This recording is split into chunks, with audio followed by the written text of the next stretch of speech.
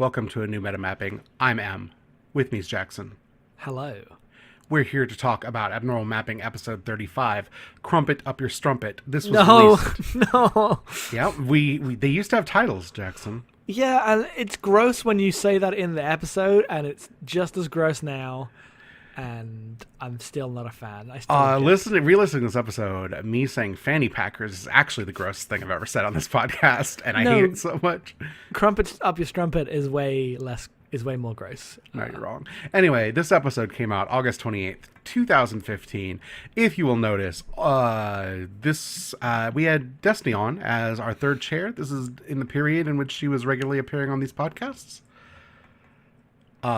Also of note, all of the names are wrong. We're just going to keep saying this where I was going by my old name back then. This was Pure Egg Mode Podcast. Truly, the Egg Mode Podcast has begun.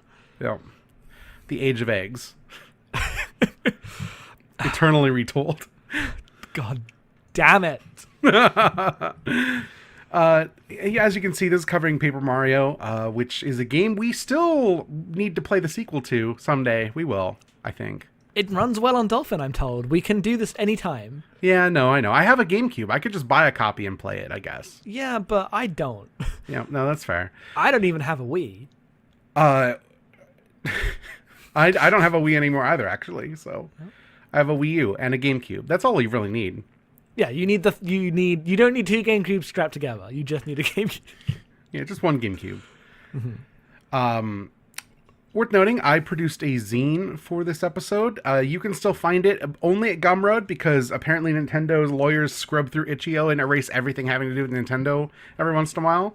But they don't care about Gumroad. I don't understand how this all works, but that's how it works. So it's on Gumroad. We will link it in the episode. Jackson, we used to write for our website. There's a moment in this where you talk to me about the Metal Gear writing I'm doing and about the before we talk about the great game stuff, and you say you always spin off writing about games into some huge thing that you're never able to stop. And little did we know that actually that would be the thing that broke me completely, and now I've never written about a game again. Oh, that's not it. This is not at all what I was talking about. But yes, sure, there's that.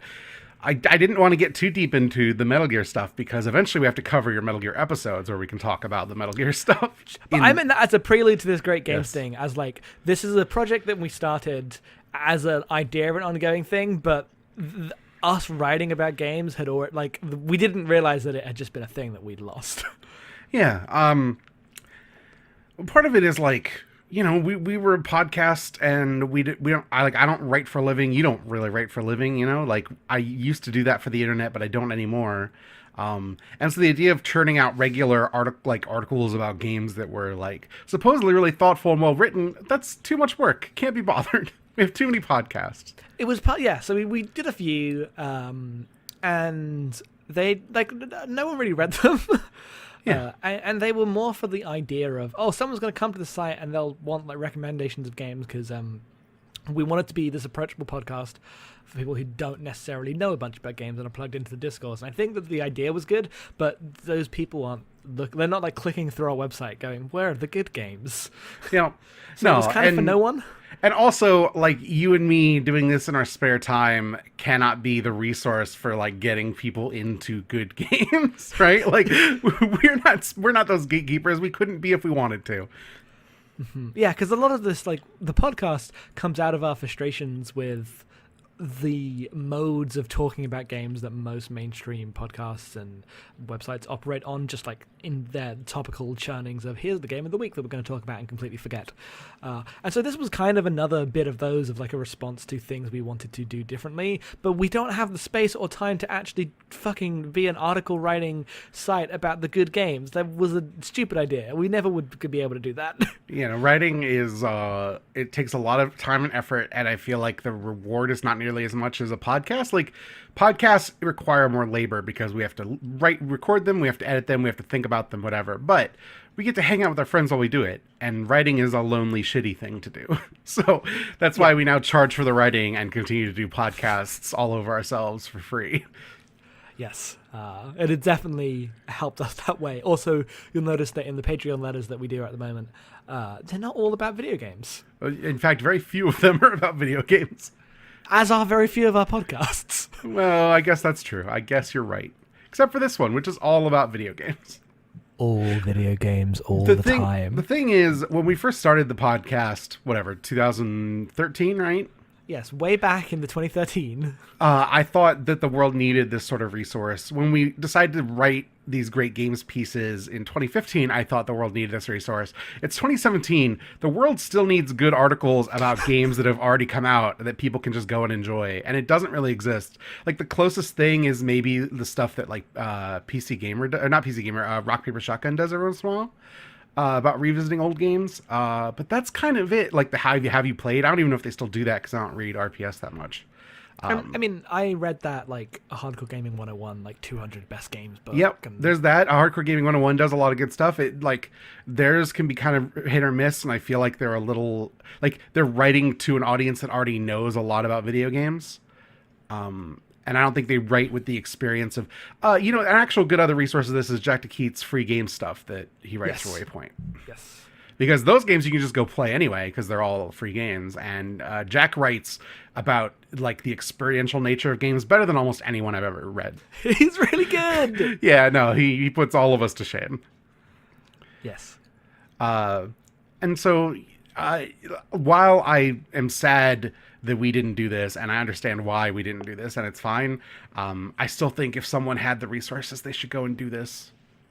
I guess you could kind of point to Waypoint's whole Guide to Games video series also as like kind of this. It's way shorter than what we had it planned. It's shorter and it's more about like videos you can share and less of a... It's not like a huge, I'm going to go to this page with a gallery where you can go through and see what the games are. It's more about, this is going to be a thing that we'll share for this day and hopefully get a couple of people talking about this thing. But the intent is pretty similar. Yep. Jackson, 2 years later, how do you feel about Paper Mario? It's great. Do you agree with your complaints about it that you had in 2015? It's way too hard and you don't do anything but press A for like 5 hours. Oh, so RPG. No. I have not finished, but I played like the first 2 hours of Final Fantasy V recently, and that game is great from the off. And you feel like you have like influence over what you're doing, over like how your character is. You can switch jobs within like the first 45 minutes. It's great. Paper Mario. You've also played Final Fantasy 9s and 13s. Yes, and I get that we had come to that age by this point. 2001, RPGs had begun to die. That's not true, but it is also true. And the era of like, especially for this Nintendo game, like it's deliberately very hand-holding, and I talk about this. And yeah, I still think it is a game that, in its attempt to handhold, completely makes the first few hours intolerable even for a basic player because you're not like learning very much, you're just prevented from doing things. But as it opens up and when we get to Penguin Murder Mystery, it's the greatest thing that's ever happened to me. I'm amazed that 2015 we did not talk about how much I eternally have a crush on Bowser. Bowser Thirst. Yeah, not mentioned once. Yeah, no, I mentioned that he is like a loser dad that is hilarious, but I did not mention that also means that I think he's adorable and great. This is our second Bowser-focused episode in a row. Yeah, no, we didn't plan it that way, but if Bowser could be my boyfriend, I would be very happy. Yeah. We really should play 1,000 Year Door sometime. When we finish this goddamn Eternal Final Fantasy Death March, maybe then. Yeah, then we'll play through every Mario RPG. No, we will not do that because I'm never playing Partners in Time again. You could hold me at gunpoint, and I think I'd let you shoot me in the leg or something instead of play that game. Like, just a gun right to you and be like, no, just do it. I'm not playing it. You feel at peace. Good. Yeah, we'll play it soon. Probably talk about it because we don't play very many games. Or at least I don't play very many games we don't talk about. Too busy. Yeah, right now, it's kind of a lull time for both of us. We have a lot of podcasts and stuff going on. You can come back in 2.5 weeks and enjoy our Max Payne episode. That is coming out not on the last Friday of the month as usual, but on the very last day of the month. We had to move schedules because of some real life stuff going on. But look forward to that. We're going to be playing Max Payne. We're going to be watching the Max Payne film. It will be a lot of slow motion jumping and guns and street drugs and bullshit. It's going to be a good time. Jackson, where can people find us on Patreon, support us, all that stuff? You can find us on Patreon at patreon.com/abnormalmapping.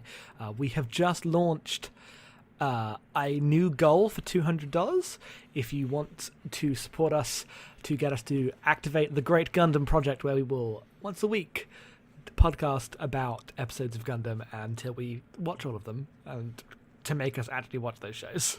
Yep. It'll be good. It'll be a premium podcast for anyone who donates $1 a month or more, but you just need to donate $1 and you can get it. We wanted it to encourage people to donate like regularly for small amounts. We hope that we think it's worth it. All the other podcasts are going to stay free. We think it's good. Yep. Where are you on the internet? I'm at Headfuls Off on Twitter. I didn't say that. You're right. Yes. I am at EM_being. Thank you for making this episode possible. There will be more meta mappings in the future. We will do something that's not Nintendo next time, I promise. Please enjoy this goofy episode coming at you. You can check out my new series, Map Making, on the Abnormal Mapping YouTube channel. I'm going to cut this out. I almost said I have thumbs. Oh, man. Wow. So that would have been great. Where's your brain today?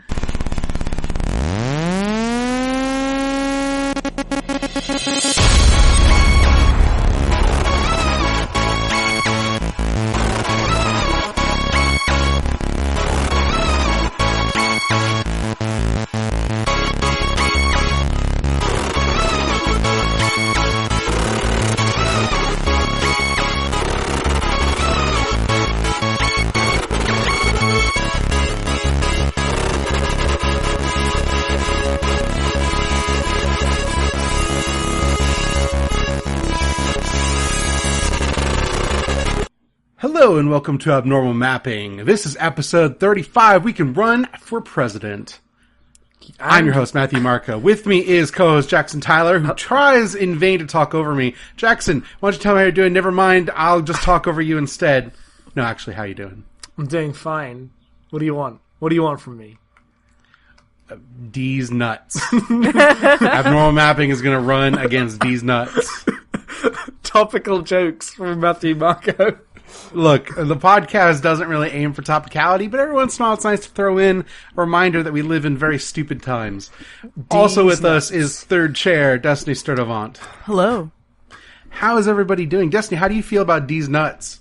I feel pretty confident about D's nuts.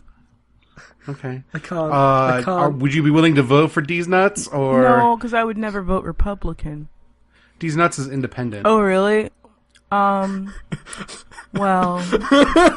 I would never vote Republican. Okay. What is happening to this podcast? We're just talking about voting trends. Aren't you keeping up? No, you don't live in this country. What do you care? We have just as real insane things. The things going on in this country are just as insane as D's nuts, but not a joke. So the only reason the D's nuts is funny is because Donald Trump is actually running for president, and that's not funny because it's too scary. Yep. We have a fake.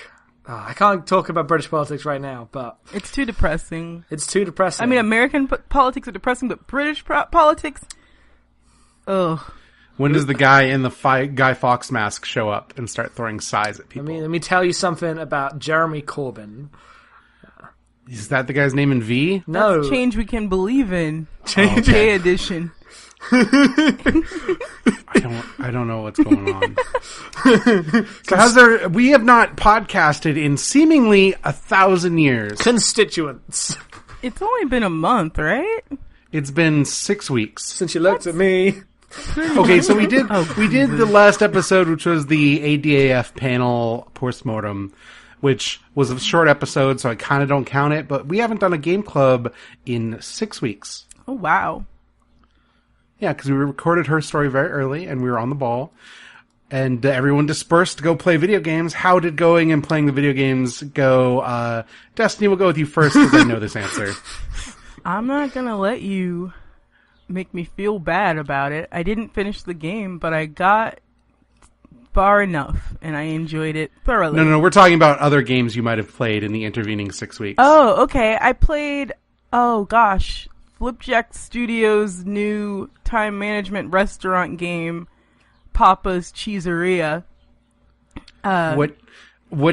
Okay, so I know what you would serve at a cheeseria, but how much variety can there be at a cheeseria? Also, why is that not a real place I can go to? Oh, you know what? Actually, I didn't play the grilled cheese one. I ended up playing the donut one. I played Donuteria. Sorry.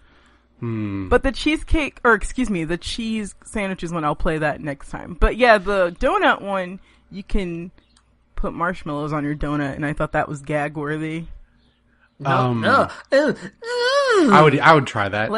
I probably wouldn't like it, but I'd try that. Like a chocolate donut filled with strawberry. Look, a chocolate donut's already making mistakes. That's you true. know, I tend to agree. Like, I like a chocolate donut. I mean, I haven't had a donut since I've gone vegan, really. But a chocolate donut it's a sometimes food, but a glazed donut is forever.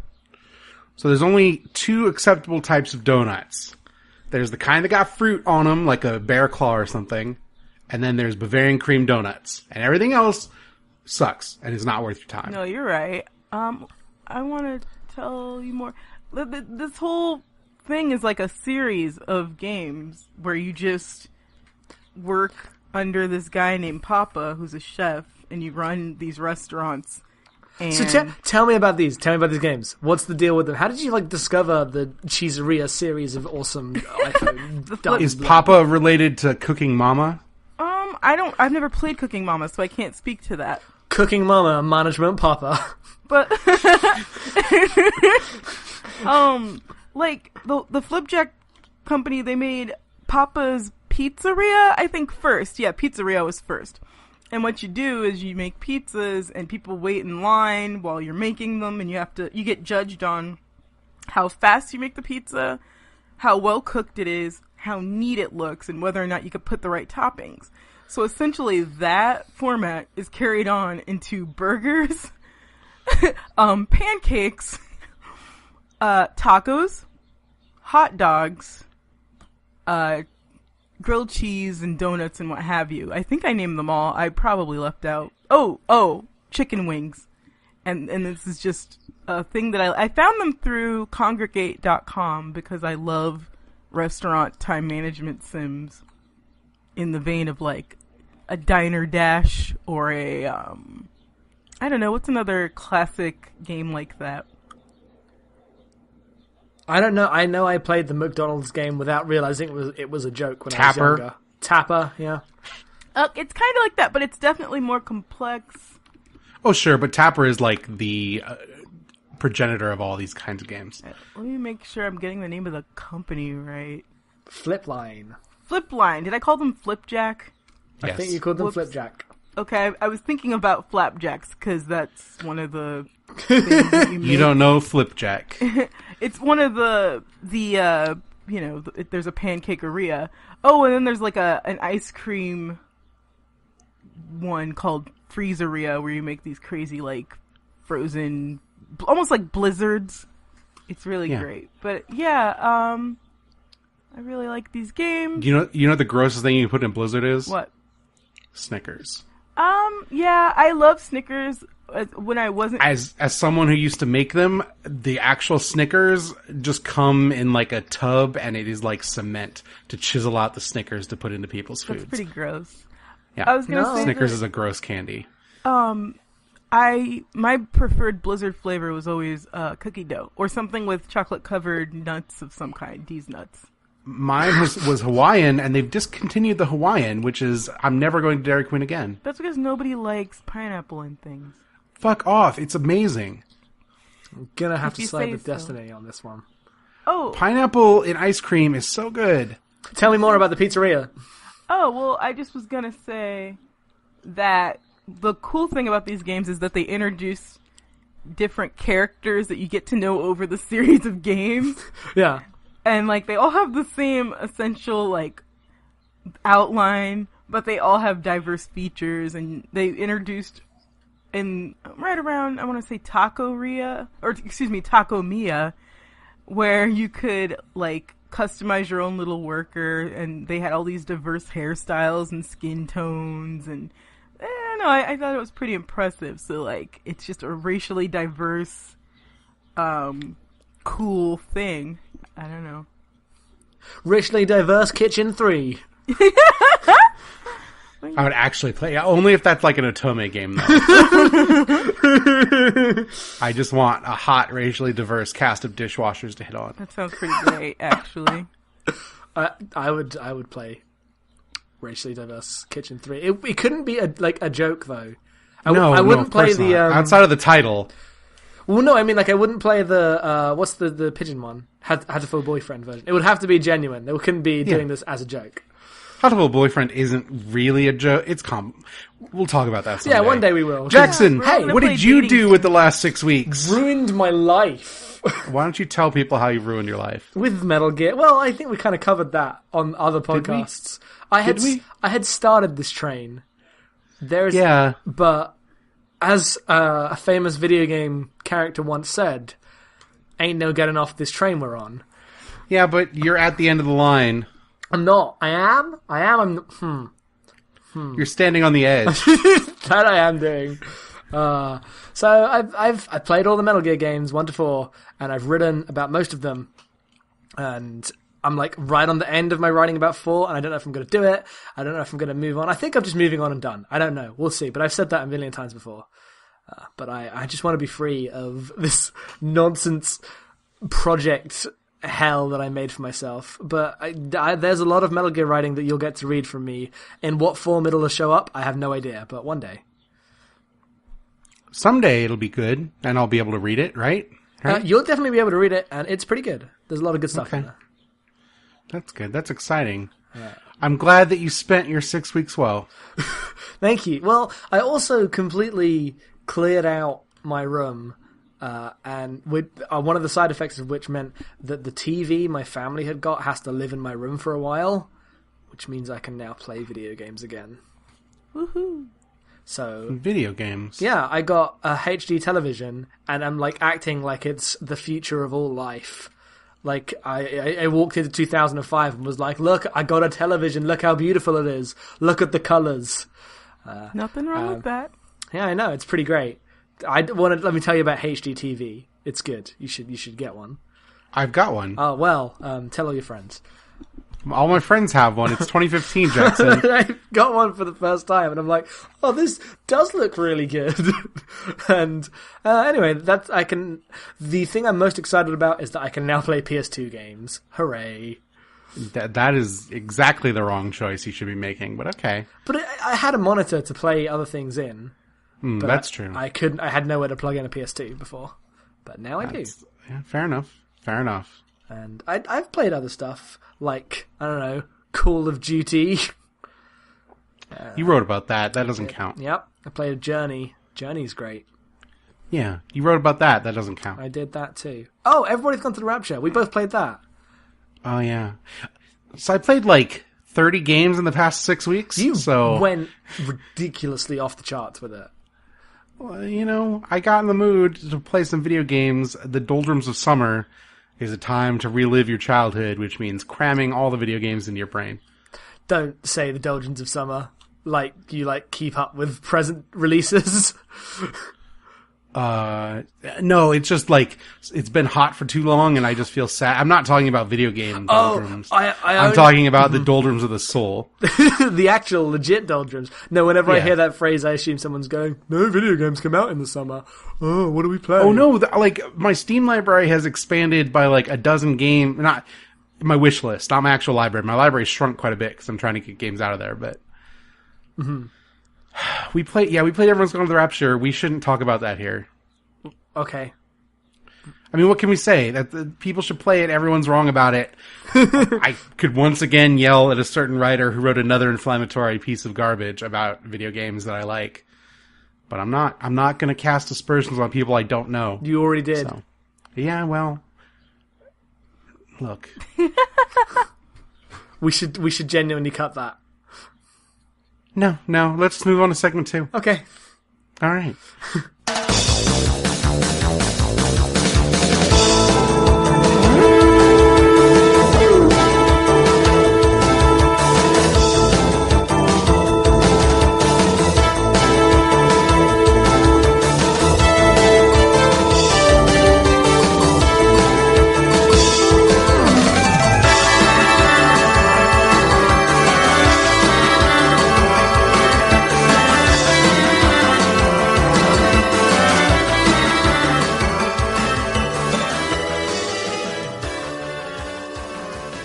So for segment 2, we're announcing the start of an ongoing series that we've been talking about for how long, Jackson? Like a year, probably? 3 months. I think we've been planning to do something like this for a lot longer Sorry. than that. Way to support. Way to yes and Jackson. It hasn't been a year. I know for a fact it hasn't been a year. I don't think that's true. I don't think that's true at all. I think that you're under-exaggerating to make me look bad. Man, that wasn't my intent. I genuinely think it hasn't been that long. Maybe I'm misremembering. I could be wrong just as equally as anyone else. 3 months ago, you started your Metal Gear trek. I hate life. So This you is totally derailed me introducing the thing we were going to do. So I don't really write about games anymore, which even is though I a always shame. say I'm going to. For reasons that maybe, you can check out my new series Map Making on the Abnormal Mapping YouTube channel. So, back on track, what we're actually talking about. I don't really write that much about games anymore, and Jackson, you have the propensity to turn every game into, a 10,000 word project. One game. I did this with, a series of games. Yeah. You've written really long things that you found overly tiresome and how long they've blown up to be before. Don't pretend that this is isolated to Metal Gear. I haven't really done that since the actual Sunlight one. I remember you saying that your Final Fantasy 13 one got away from you also. That's true. Yeah, I did. Yep. Okay, good point. All right, this has happened before and will happen forever. All right, maybe you're... yeah. Anyway... So, one of us suggested, I don't know how this happened actually, was that we do a series of ongoing posts that we all write that go up as, I jokingly referred to it as basically stealing Roger Ebert's Great Movies, article series. And then we kicked around for about 3 months what we could cleverly title it, and, eventually just settled on calling it Great Games instead, because originality is cute, but being concise is better. Yep. No, because how this came about was we were talking what are we going to do? What are we going to do as we make the pages on the site better? And one of the things that I wanted to do was have a list, or both of us wanted to do was have a page that was an abnormal mapping canon of sorts. We didn't want to call it that because that's dumb and prescriptive, but just here's things we think are valuable or cool or you should check out, because we like to construct the site in a way that people who don't know games can totally approach and explain why the stuff we think is cool and what's valuable about it. And this was one of the ideas we had for that. And yeah, we thought in the end, why not just admit we're just doing this than try to couch it in anything else? Yeah, one of the things I always liked about Ebert's Great Movies writing is that it's meant to be worthwhile both as an introduction, as a way to sell someone on a movie, or a piece that reflects on a movie that you know and might give you greater insight or something to think about or remind you of why you liked it. It is both an argument and an introduction, and talks about movies outside of the context of here's the hot new release or here's the rare gem. It just kind of levels the playing field across all things. Yep. And games could really use that kind of discourse, I feel like. And so the way we wanted to launch it, they'll be up as the time of this recording is all three of us write a piece on a game, and be the first class of them, and then we'll add them as we feel like it. Jackson, what game did you pick to start off with? I picked Lydia Neon's Player 2, which is a Twine game featuring 2 players, in which the other player is in your head and you write about an incident in your life or something that you're insecure about or dealing with, and it essentially walks through that trauma. I remember when I first played it, it was like I wouldn't expect this kind of thing to like affect me, because I get really cynical with like these impersonal ways of trying to help people. But the thing that makes Player 2 really interesting and excellent to me is that it's not impersonal despite being just text on a grey screen. It's very much the construct of a human being's worldview and how that worldview interacts with your own trauma. Like, I don't think of this game as a 2-player game, it's a 3-player game. It's something that Lydia Neal has made in order to tell you that they believe you are valuable, whoever you are. And that feels earnest and genuine in a way that, say, like, a app on a mental health website that you, like, tells you, hey, be positive, would really repel me. This pulls me in way better because it, like, understands and gives space to the individual who is interacting with it in such a much more intimate and understanding way. As a listener of the Goof Zone, your mental health podcast, yes. Destiny, I want to point out that you're advocating for self-help just now. So good job. I know. You've made progress. I know. That's why I said it's like strange for me to be into this, because I'm normally so in my own shell. But no, I'm not beyond self-help sometimes. Okay. Destiny, what is the game that you chose? I chose The Binding of Isaac. The Binding of Isaac or The Binding of Isaac Rebirth? Oh, well, yeah. The Binding of Isaac Rebirth, I suppose. Probably a little bit of both, since you can't really talk about one without talking about the other. I enjoy them. I feel like after everything Jackson said, I don't even know what to say. I like that they're about this really horrible thing, but they managed to, I don't know, turn it into like this slightly humorous, like twistedly humorous thing. And also, the scope of what you build on with just like this little baby running around a basement, and what the people behind that game managed to do with that is really awe-inspiring. Well, you play that like a lot. I hear you playing that on Skype calls all the time, and like the fact that it's this really difficult and like kind of repulsive thing made into this thing you engage with daily and just get better at and accept as a part of your life. Like, has that been kind of valuable? I guess so. Like, when I was unemployed, I put like 200 hours into that game because like the gameplay, I mean, it's pretty repetitive. You run around from room to room and then you die. And then you run around from room to room and you learn some stuff and then you die. And so you keep building on what you've learned, and then you can lose it all really, really fast. And it always felt rewarding even if you died. Yeah. I know some people think like that game's like excessively cruel. And I think that's a fair interpretation of it, but I understand that there's like, as Old Testament book game, like it's gonna have some of that. Yeah, I think the actual like subject matter of the game is way harsher than the actual gameplay itself. So like it's a weird seesaw. Mm-hmm. One of the things I've always liked about Isaac is that it is so roguelikes, especially like the modern wave of roguelikes, has gone a long way to strip out the unfairness of the systems of like very traditional roguelikes, like actual like NetHack or Rogue itself. But Binding of Isaac leans into the randomness and has much higher element where sometimes you just get fucked over by the system and there's nothing you can do if you're not good enough to overcome incredible odds. And it fits with that narrative of, sometimes the hand of God is going to come down and squish you, and it doesn't mean anything even though you try to attach cosmic import to it. Sometimes things are just shitty, and the storyline, like the actual thematic material and the actual gameplay both line up with that kind of cynical, but, it is a worldview for sure. Mm-hmm. Most definitely.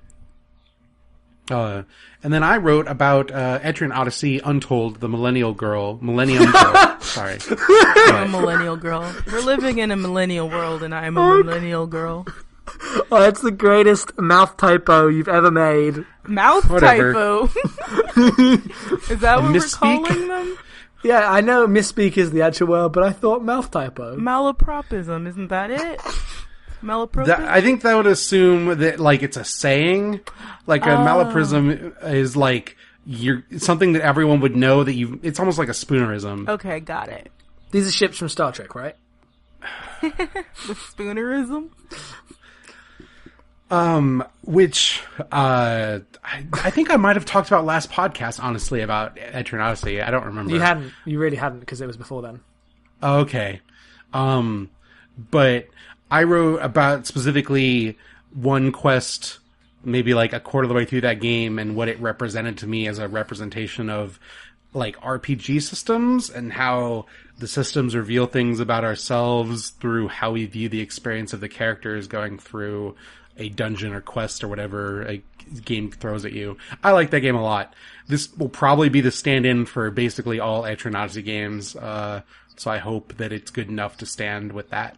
But, because I don't really see the need to write about other Etrian Odyssey games also, but, yeah, I feel kind of self-conscious about it because I wrote it 2 weeks ago, so now I'm like, yeah, it's probably bad, because I haven't looked at it since. It's not bad. It's good. It's a good post. Hashtag good posts. But, yeah, so that's a hilarious, opening class, because they're very diverse. The games that we have on the docket, and these will not come out in any set schedule, we're just going to write them as we feel compelled to do so, are equally ridiculous and diverse. You're going to see some game club favorites on there.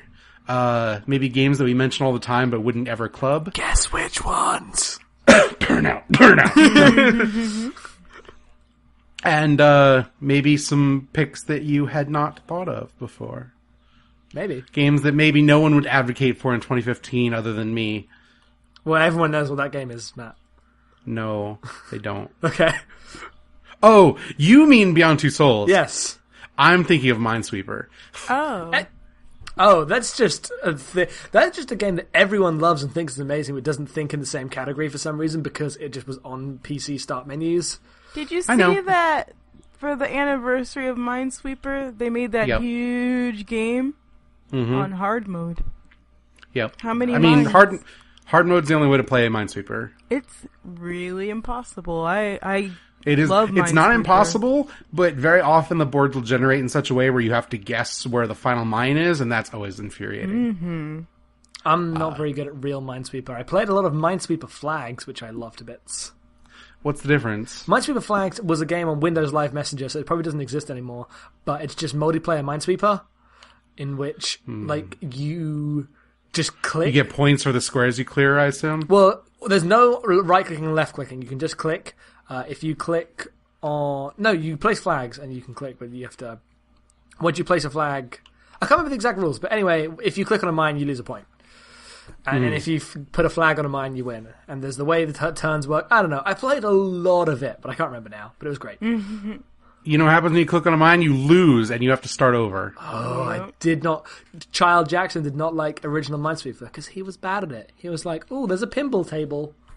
The version of Windows I grew up on did not have a pinball game in it. Back in my day.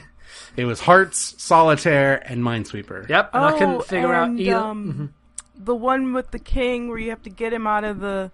I didn't have this. I don't know what you're talking about. Free Cell. Free Cell. Yeah, I didn't have Free Cell. I don't know what Free Cell sounds really familiar, but I don't know what this is. It was The just other a card card game. Okay. Mahjong. It had Mahjong also. Not even real Mahjong. The Mahjong that all Americans play that think is real Mahjong. Oh, that is not real off-brand Mahjong. Yeah, the one where you just match tiles. I thought it was Mahjong. Whatever. I don't actually know. It's Mahjong. I know that it's like a solitaire variant of Mahjong that has nothing to do with like the actual game that people play. Lazy westernized Mahjong.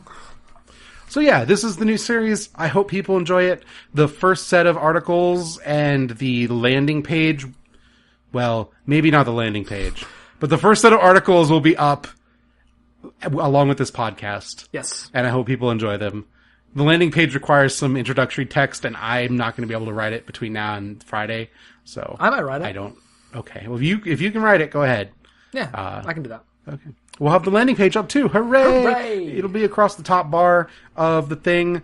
Me and Jackson have new bios up. Destiny is going to have a bio shortly, probably next week. I don't know how to talk about myself, apparently, even though that's all I do forever. Man, Dan, that's your professional job. Right. And the website is getting fixed. People wanted good back-end fixing. Jackson in particular. Do we have the email address displayed on the website yet? Oh shit! No, we should have that. Back-end fixing is my favorite British porno. Aw, no, no, no, no, no. It's better than Crumpet Up Your Strumpet. That's too gross. That is way too gross. That's too gross to even be funny, Matt. How about Fanny Packers? Oh, that's gotta be a real movie, right? I thought fanny packs were more of a thing in America. Yeah, but like your slang. fanny as a word. Yeah, we don't. Yeah, but we don't call use it the that. term fanny pack because fanny is a thing. I know. It's a cross production there. A U.S. British production, much like some of our This favorite podcast. shows. Oh, and Rome. this podcast. And this podcast, yeah, the BBC and This podcast, which is now over, well, it's not over, derailed. is now half over as we go on to our actual game club. Game club. Hooray! All these nuts.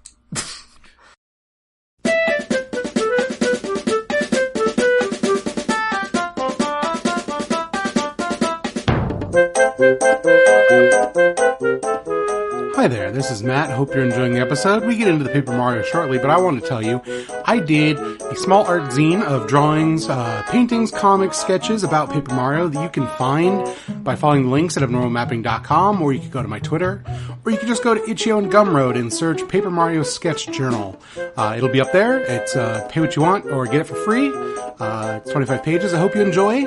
Thanks so much for all your support. I hope you enjoy the rest of this episode. And that's it. See ya.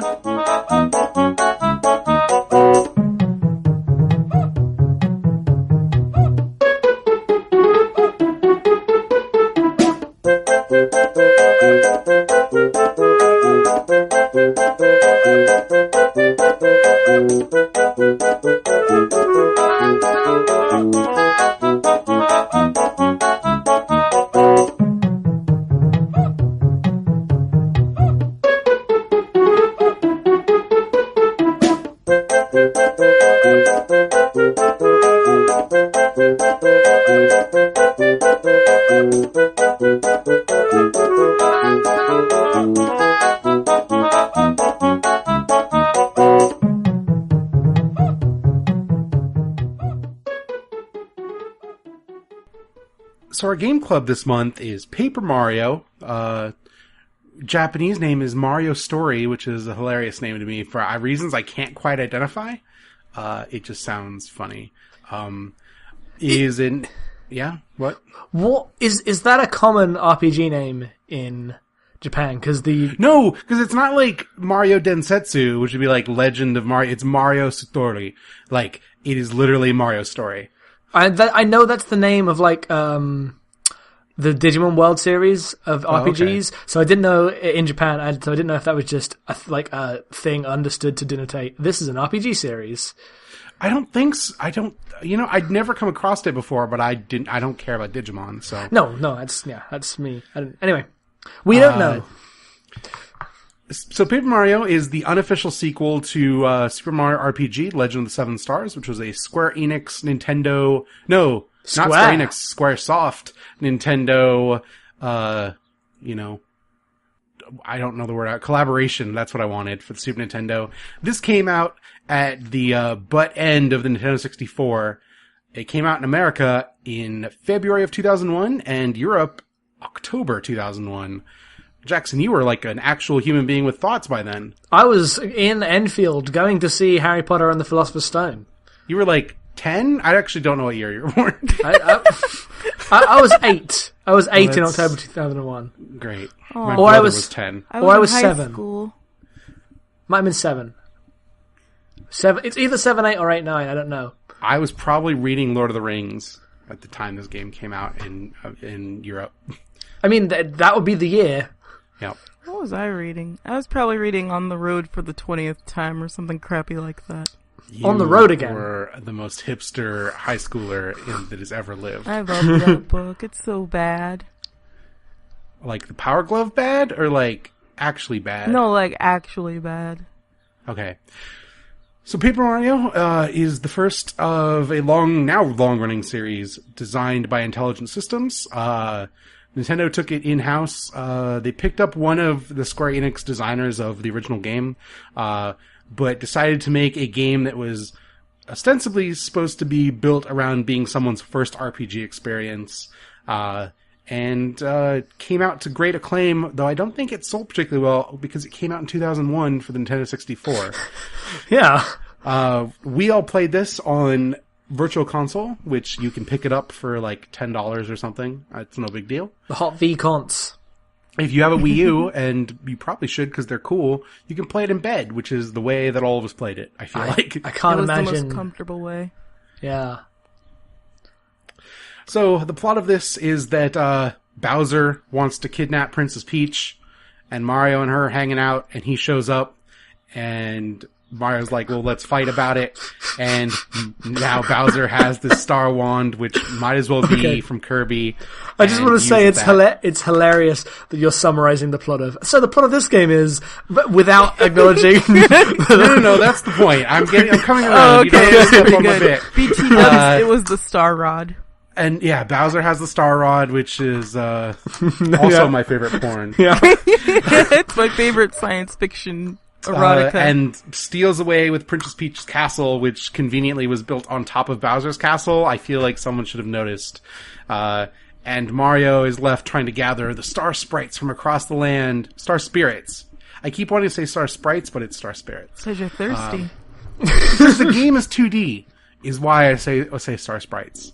I think. And you're thirsty. For that I have a lemon beer lime. right here. I'm not thirsty. I'm fine. Oh, I don't... Look, if you're thirsty, you shouldn't be drinking soda. Also, I don't like Sprite that much. Sprite is not good anymore. It's too sweet. I don't like it. Anyway, I had the weird Mario's thing. got to go and gather the star spirits, and that involves going through RPG battles. Much like Super Mario RPG and all subsequent Mario RPG games, the major mechanic of these games is that your battles require timing to execute moves and defend against enemy attacks. That's pretty much a good setup. Who wants to take over from me? Because I actually am thirsty. I'm going to take a drink. I think it's funny that you said that about Sprite, but then you're drinking the only thing that actually dehydrates you, beer. So, not to put you on blast, drink what you want, enjoy your life. So, my favorite thing about this game is, you talked about the timing, with the executing the moves, and even though this is an RPG that for some reason has this weird construct of everything is paper, it still feels like an essentially Mario game. Like there's little secrets to beating enemies, there's tunnels to go down, you're still jumping to get things, you're still kind of using your finesse to do certain actions, and also you're saving a princess. You can't get more Mario than that. A bit of context. We'll link to it, but the Iwata asks for Paper Mario Sticker Star, which is a 3DS game. It has a little bit about the history of Mario RPGs. And originally when Square wanted to design a Mario game, they came to them with a picture of Mario on a horse with a sword and a cape. What? And Miyamoto was like, how about we give him a hammer instead? And he doesn't ride a horse. And so, like, Miyamoto is really adamant that Mario's, like, RPG attacks correspond with things that Mario's been known to do, which is wield hammers and jump on things. Thank you. Oh, you saved it. Maybe throw a fire flower every once in a while. Oh, I'd love to live in the terrible world in which the Mario RPG was like, here's a Mario, literally in an RPG. Yeah. Wow, I can't believe that. But also, they wanted to make sure, like, part of the discussion of building this up is that the mechanics came out of, like, Mario is an action game that's about like using your timing to get over jumps and jump on enemies, and how does that stuff translate into an RPG system, which normally is very passive? It's selecting options off of menus exclusively. One last bit of background about the art style. Part of the reason for this art style was there was a lot of discussion of how do you redefine 3D Mario after Super Mario 64 was such a huge deal. Like, maybe the biggest deal of games like on that platform or in platforms that generation. And they were like, well, what if one of them designers prototyped, like, what if we just abandoned the idea of like 3D Mario and went with flat shapes in a 3D world to give it like, to not make people expect that it's going to play like Mario 64, that it's something else and something different. Oh, okay. So that's why everything is flat. Yep. And it, like, I don't know if this is actually like part of the inspiration, but Yoshi's Story for 64 had already come out, which was a like very crayon drawing, like low key 2D Yoshi game. The game is gorgeous. That also like Nintendo was experimenting with making their system, which was not built to do 2D games, have 2D sprites all up in them by the end of it, which I think is really interesting. Yoshi's Story was probably the Nintendo 64 game I played the most when I, like, in my heyday of having one. Just throwing that out there. Chill game. That is the chillest of games. It's so good. Yeah, like you said, the mechanics, like lining up and all of that. Oh, so magnifique. Also, the humor. This is one of the funniest games I've ever played, and I know that that's something that, like, keeps up in the later games, if I'm not mistaken. Matt would know. Yeah, I haven't played Paper Mario Thousand Year Door, but Super Paper Mario is jokey, and then I'm actually more of a fan of the Mario and Luigi games, but they're also Intelligent Systems also works on them, and like this is to me the beginning of like the Treehouse era of Nintendo localization, where they just write really self-aware versions of like the Nintendo characters when given the chance. It's really great. I can't get enough of it. To me, this is like part of the postmodern Nintendo that does Nintendo Directs with like Muppet versions of their executives. Like, it's all here, that kind of Nintendo. And that's the thing that struck out to me most when I started playing this game, with far more than like Super Mario 64 or maybe any Mario game before it that I've played, or it is like a game about what Mario is. It is a consideration of, okay, like we have to have a story now, but what is the story of Mario? What is the narrative and like themes of Mario when put into a gameplay format or a narrative format that people have to understand and have like bits of world building and everything, and can we extrapolate into what that means? And some of the extrapolation is just adding extra stuff in. Some of the extrapolation is taking bits from other games and making them like literal, and just pointing out ridiculous things that just emerged through the way those games are created. Like, playing this game, I got a sense of where the idea of a Mario lore being more than just this made-up wiki thing could even be. Yeah, the world is really expansive. Yeah. And you get a sense of how it functions, you get a sense of the like way all the groups relate to each other, you get a sense of like place everywhere you go, and I think it's just incredibly good at world building and also just deconstructing what Mario is. Well, yeah, I mean, I think it's worth talking about the dynamic of the triptych of Mario, Peach, and Bowser and how they're expressed through this game. Yep. Because Mario, and this was true in Super Mario RPG also, is like classic JRPG style protagonist, but in a world where everyone else just delivers incredible reams of like text anytime you talk to them. And they all have their own unique voice and vocal tics. And even though they're not, you're just reading it, but you can hear them in your head perfectly. But the way that casts Mario is like the game is aware that he's not talking, and so everyone just kind of like waits for a reaction, and Mario just kind of gesticulates his emotions, and everyone kind of reads into it what they will. Like, Mario is hilariously comedic in how quiet he is, and it seems very intentional. It's super good. Meanwhile, Bowser becomes the Bowser that I love. Oh, I love him so much. Bumbling dad Bowser in charge of minions who are equally as incompetent as him, but like more put out about it. Oh no, I missed the quiz show. Yeah. And then a Peach who, like, is clearly exasperated by constantly being shoved in this damsel role and just manages to kind of take matters into her own hands, even, like, though it's outside the framework of anything else going on. Like, I love Peach I'm just gonna go and take care of stuff while I'm being captive, and nobody really bats an eye about it. What's great is, I don't know if this was this like the first game that wasn't in a, when else do you play Peach in this era of Nintendo? Like the Mario Party games? So Peach was playable in, like, Super Mario Kart was the first time she was playable. But Peach and Bowser are party members in Super Mario RPG. Wait, no, Peach was playable for the first time in Mario 2. Sure. Oh, okay, but right. Okay, a good point. Yeah, because I was like, I know there's something earlier than that. Okay, but like, giving her this sort of, like, her own section of the game to just be, like, her own character and do the things she's good at and help Mario without, like, she's you know, the damsel, but she doesn't really, she's not a victim in the sense of, like, what's her name, Pauline in Donkey Kong, where she's going, help, help, you know, that's her name, right, Pauline? Yeah, but like, also because she is like a character with a voice, like, she talks as much as anybody else, and she's very pragmatic about her situation, she actually comes off in the game as more of, like, the protagonist that, like, you identify with than Mario. Right, because like, Mario's just a blank slate to bounce off of. She's not as distant as Mario. Yeah. Definitely. Well, so I always looked forward to her sections, because at the end of each chapter you just play as, is it the beginning of each chapter you play as Peach? Beginning of each chapter. Yeah, you just play as Peach, being this captive, dealing with these idiots.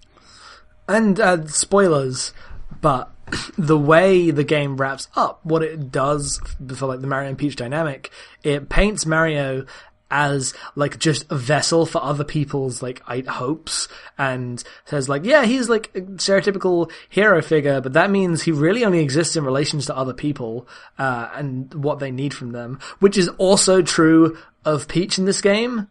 Like, neither of those two characters in this game, the world they create, really exist without other people, and that's weird and cool.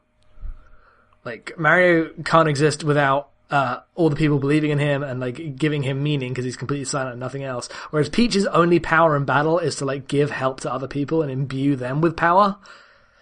I mean, I wouldn't read too much into that personally. I didn't read. I think your Mario take is spot on, and, like, it's kind of the way that Mario's been cast ever since. I think there's lots in this game of, like, Peach does a lot for herself and is really proactive, but in her role as princess, she's, like, there to fulfill this thing in other people. Like, she has to be there for people. Her entire role is helping out Mario and ensuring, like, things can go back to how they are. I don't know. I think there is, like, Peach's lack of agency in a wider way than just being damseled is explored in this game a little bit in the, like, jokey. Yeah, like, I always thought it was super important that every single chapter that starts with, or they all start with Peach, but, like, the first thing she does is escapes her room.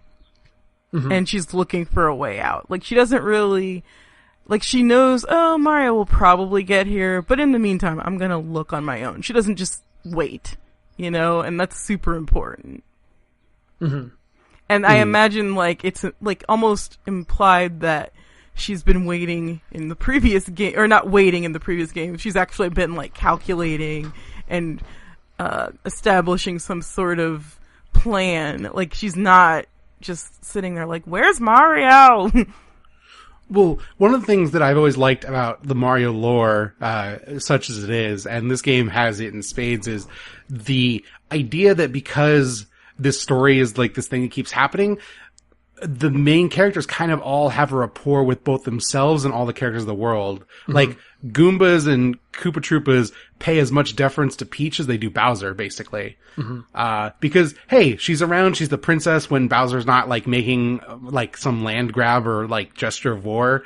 All the enemies, quote unquote, know Mario, and when he's not being outright hostile to them, most of them are kind of just chill about it.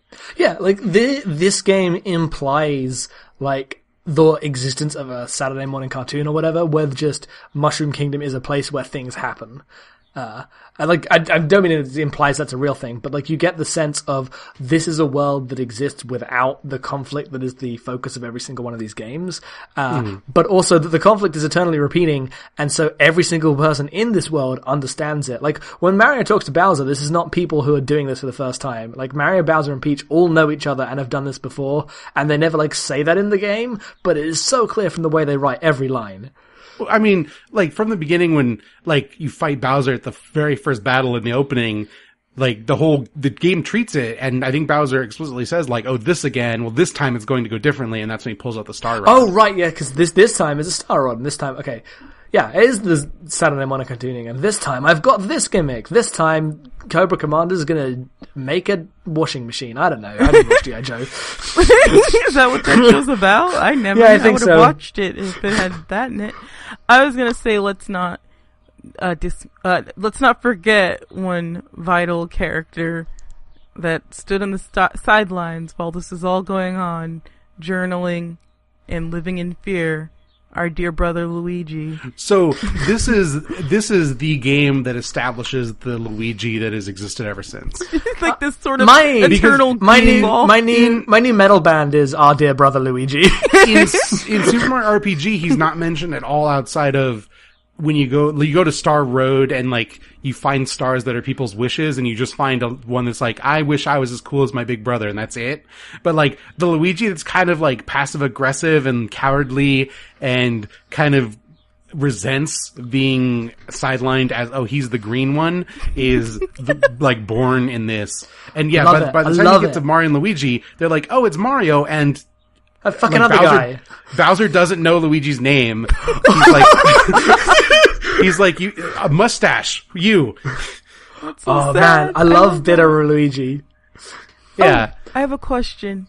Mm-hmm. When did Luigi's Mansion come out? The first one? It was Luigi's GameCube? Mansion was a GameCube launch title, so I think it came out I think it came out the same year. Because there was a mention in Luigi's journal about ghosts and how he was afraid of ghosts. Like when you're dealing with the whole Boo's Mansion situation, if you go back and read like while that's going on, he says like, oh, I'm so afraid of ghosts, I hope they don't come here, or something like that. Yeah, I laughed. The GameCube came out in 2001, I'm pretty sure, so Okay. that would have been the same year. I didn't have a GameCube, so I have like no timeline for that. That's really funny. This game.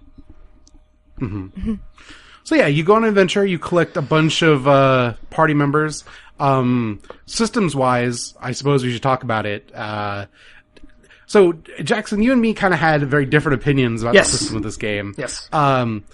Basically, as I said earlier, the whole attack and defense is based on pressing buttons as those attacks are happening to bolster them or bolster your defense.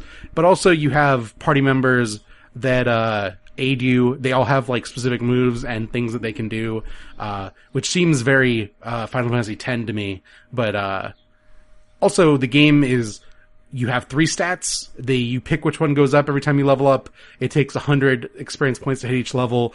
All the numbers are really small. Like you start the game with 10 hit points. And I really appreciate that type of game because to me it feels very old school. Like it harkens back to Dragon Quest where, you know, when your characters do like 30 damage, it's a big deal. It's like, oh, that's a huge number. You would never do 30 damage. Like when your characters do 4 damage, it's I know. a big deal. I know. That like the highest, like my characters are doing consistently 6 by the end of the game, and I thought that was pretty good. Mm-hmm. Yeah, the numbers are like the smallest they could possibly be. Mm-hmm. And yeah, so it creates a system where like the idea of progress in an RPG is really obvious to someone who like hasn't approached the genre before. And I think that's part of what I really like about this game. Like, to me, it is like a really good beginner RPG in that it's not easy, but the system and the way you understand it is very approachable and doesn't require a lot of literacy to like parse. Mm-hmm. Cause you know, if you're doing 2 damage and suddenly you do 3 damage, that's a big deal. Yep. It is a huge deal. It was so exciting when I could finally do 4 for a jump. Mm-hmm. And so part of it is like I played a lot of RPGs, so I found this game outside of the boss fights, which I thought were ridiculously hard, especially in the back end, kind of easy. And Jackson, you thought this game started off really hard, so I'd like you to speak to that. Yeah, I thought the game started off hard specifically because whilst it is like clearly trying to be my first RPG, it also does that by locking you out of like mechanics and like control over your own sense of like being. So for the first like 1 or 2 or 3 chapters, really you are only doing as much damage as the game will like let you do. You can't really do a different build if things are going wrong. The only thing you can do is try to land more of the like you press the button at the right time to get the jumps right. Like, so it relies on these moments of specific execution far more than this sense of control over your character or like builds or anything that I would consider like central to an RPG, and even central to the design of this game in later stages, because I think it becomes far easier in later stages when your characters progress, they have unlocked certain abilities, you have a bunch of badges, and if you're like losing, then you can go, okay, what badges have I got? Which ones are causing this problems? Which ones are causing this problems? How should I switch this up? And like you have ways to change your approach, whereas on like the boss it might have been the second boss, I can't remember, second or third boss, in the desert, I think it was. Yeah, Toot and Koopa. Toot and Koopa, yeah. Of course. I died, and like there was nothing more I could do except do the same thing, but just try to be more efficient about making everything work, try to be better about using items, and try to just be better at the boss. Whereas later bosses, I would be able to switch up my approach more if things were going wrong. I wonder if... So I don't really agree with you because I know that you didn't like seek out star piece and stuff, and like by that point I had the one that raised my attack and defense by 1. Like I had a lot of badges because I was going out of my way to like track them all down. You had 25 badges by the time you got to Toot and Koopa. Yeah. Well, I had a lot of badges too because they're so useful, and yeah, they make you a lot stronger. They give you a lot more abilities, or at least they strengthen your abilities, so they were good to have. They made the game. I won't admit that it I will admit that yeah, I struggled with it in the beginning too, but once you start building up sort of like badges and knowing what party members to level up, like it got way easier. And knowing what badges to equip at certain times. Plus, I think the world design gets so much better in the later game.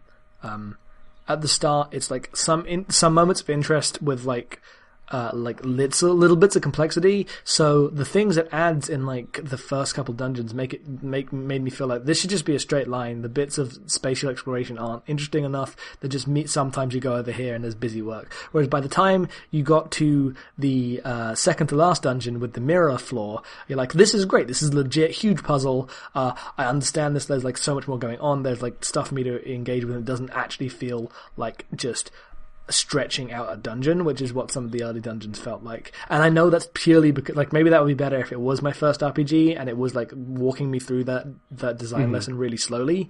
But it definitely had a little bit of like Final Fantasy 13ism. Nowhere near on that sense, but I agree in the way that it scripts your early battles to be very specific. But I think by chapter 2 it kind of breaks away from that and becomes something more complex. And yeah, by chapter 7 they're like, hey, here's a Zelda puzzle. Like here's like a multi-floor dungeon where you have to go in and out of backgrounds and manipulate mirrors and stuff and use all of your party members. Yeah, it's really good. The best dungeon in the game. Yeah, I agree 100%. So with the system stuff covered, I kind of just wanted to talk about the things we liked the most about Paper Mario. I'm going to go first because mine's earlier than the one I know Jackson is dying to talk about. I've always thought that Shy Guys are like the cutest Mario enemy. I think they're adorable. I like their blank faces and their mystery and how they just kind of waddle around and are adorable all the time. And so the chapter, I think it's chapter 5? Maybe it's chapter 4. It's probably chapter 4. Adventure of going into the toy box where you just fight an army of Shy Guys and you just raise the hierarchy until you have an actual Shy Guy like army that you're fighting all at once is one of my favorite bits of escalation in a game. The way that it ties like a bunch of desperate battles together into the narrative of going up this platoon of Shy Guys, I think is really fascinating. Also, General Guy is cute as hell. I'll talk about mine first because Jackson's is more towards the end. How could you talk about Shy Guy without talking about the most important Shy Guy? Oh, you mean Gourmet Guy? I mean Gourmet Guy. Oh yes, Gourmet Guy. He likes cake. He loves it. Oh, the like triple zoom animation and then just. Oh, so good. It's the greatest thing. So Yeah, good. it's pretty good. No, I was going Destiny, to talk your about bit? just going back to like the character voices and how everybody sounds unique. Like you get that, what's his name, Colorado Koopa following you around with his ridiculous flustered British explorer man tone. Yeah, Nigel Thornberry. Yes, Nigel Thornberry. That was perfect. And then you've got your southern weird fuzzy thing that lives in a whale who writes you a letter and thanks you for helping him out of the whale. Then you've got there's just so many funny voices in that game and weird little sassy there's these non-playable characters in the middle of Toad Town that's like a teenage couple in love. And right when everybody's sort of reacting to Peach getting kidnapped by Browser, they're like, "All I care about is you. Does that make me wicked?" And the boy says, "Oh, it's okay, for we are both wicked in love," or something ridiculous like that. And they have like different things that they say that are updated throughout the game. And it's so fun because like I know it's an RPG convention to like change the non-playable character speech when like situations in the games change, but like everything was always hilarious in this. Just to the T. And also my favorite area was probably the Boo Mansion because you get to turn into a tiny Mario, and also the Boos are hilarious.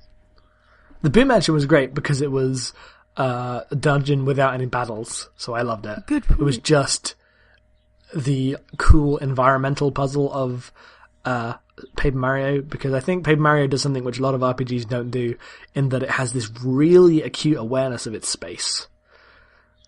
Yeah.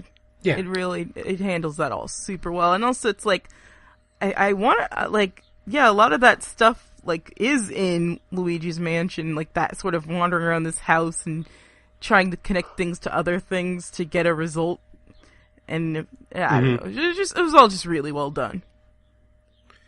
So Jackson, we're going to leave the crown jewel of Mario idiocy to you, I guess. So once you have got an all but one star spirit, you have to go down into the sewers, find a frozen sewer, and come up into the Penguin Town. I don't remember what it was called. Starborn Valley.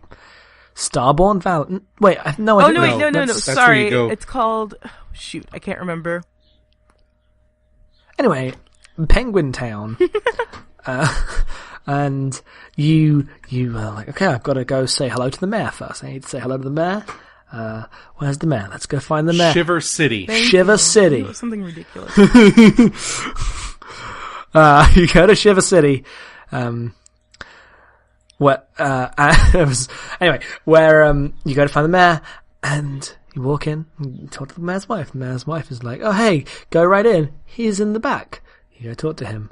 Open the door, and the mayor is dead. He's just lying on the ground with He's X's lying in there, his eyes. dead. X on his eyes. This mayor is dead, and you go up to him, and then your party member says, "This mayor is dead," and then. Like, you check reports and like, no, this is a dead mayor. And then his wife comes in, immediately points at you and goes, "Oh my god, you killed the mayor." At which point a detective comes in and lets you know that this is in fact a penguin murder mystery. And it's the greatest line of all time, in the greatest moment of video games. Everything comes down to penguin murder mystery, and it's Fargo but Mario, and it's amazing. It's the greatest thing. I love it so much. Oh my god. It's pretty great. It's also great that they changed the music in the game to like this like heavy, like a mystery is happening kind of serious music. That music is called Detective Mario. The mayor or the police chief is like, "All right, we're going to get to the bottom of this. If it's not you, you need to figure out who did it, because I'm too busy to do police work. I got to clean up this body. Don't leave town. And so you can't leave town because Mario's a law-abiding citizen. Yeah. Oh. And so you're left to explore the town looking for who it could possibly be. But everybody hates you because they think you killed their mayor, so nobody will talk to you. Like in the shop, the shopkeep won't sell to you because they're like, I don't sell to penguin killers. And then like, there's a guy, if you walk up to him, there's just an ellipses, and then he goes, I said ellipses. I don't talk to penguin killers. Like, oh, that's good. That is some fucking good meta RPG the one bullshit. thing that everyone will tell you, though, is that the only person who we're like worth talking to is this mysterious crime novelist Herringway. Lives in reclusive, like up in his tower or whatever, writing books. I checked. I don't think there are any adverbs in his speech, so kept a lookout for that. And when you go to him as like, oh, it's obviously him. He must have did it and framed me. He's like, no, we'll get right to the bottom of this. Let's go investigate. And you and Herringway decide to go murder mystery investigate, which means taking another look at the body to look for clues. which is so grim. It's like One Law of the and clues Order. you find... Yeah, one of the clues you find is that he's not dead. Yep. Immediately upon investigating the body, you find out that, oh, this mayor's not dead. He was just passed out, sleeping. I don't actually remember what the justification of that is. I will write a novel called This Mayor's Not Dead. I don't even think they explain it. Like, I don't remember him giving an No, they do. excuse. He was going to get Herringway his gift, and he just falls over and has a nap. Oh, I right. thought the present fell on his head. I don't know. Maybe Yeah, I right. just I was too busy being disappointed that he wasn't actually dead and it wasn't a real penguin murder mystery. That's the thing, is that they introduced the concept of death into the Mushroom Kingdom in this just really brutal way. Like, this has been the most PG game of all time. Then it's like, this mayor is dead. This is a dead mayor. The dead mayor has been murdered. You already went through Boo Mansion. Like, people die. Well, I mean, just like Sure. it's always kind of a friendly kind of death though. Like Yeah. even like the bad guys aren't really that bad. You know what I mean? Yeah, it's like all the ghosts went to the Shadow Realm. They saw the Midnight Channel. But suddenly it's like, this penguin has been murdered. This is a murdered dead penguin. Dead penguin got murdered, and you have to deal with this. He's a cold, unmoving, like slab of a body. And I'm like, whoa! And then they roll it back, and everything still feels wrong because I'm like, death is real for these penguins. And the best part is how everybody tries to pretend they weren't accusing you of murder 5 minutes ago. They're all like, "Oh, sorry about that. Oh, my bad. Didn't mean to cause you murder. You can buy from a shop now. Sorry about that. A little embarrassed. Embarrassed. Good. Be on your way. You can leave now."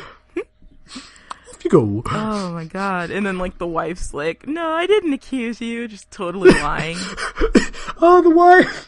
Oh, His wife's so good. she's ridiculous. She's like a Star Trek. It was villain. definitely you. You did it. There's no way it couldn't have been you. You're the worst human being alive. Why would you kill my husband? Yeah, like why do they leave people in this town? He was alive when I left him in there. Therefore, it must have been you. And Mary's like, Really, he just shakes his head a bunch. yeah, like, oh, it's so good. It's the best, and I was laughing so much. Hilarious. Pretty great. So yeah, I guess that's kind of it. Oh, before we, anyone got anything else to say? How about that? Bo About Paper rules. Mario. Goombario drools. Gambaria is fine.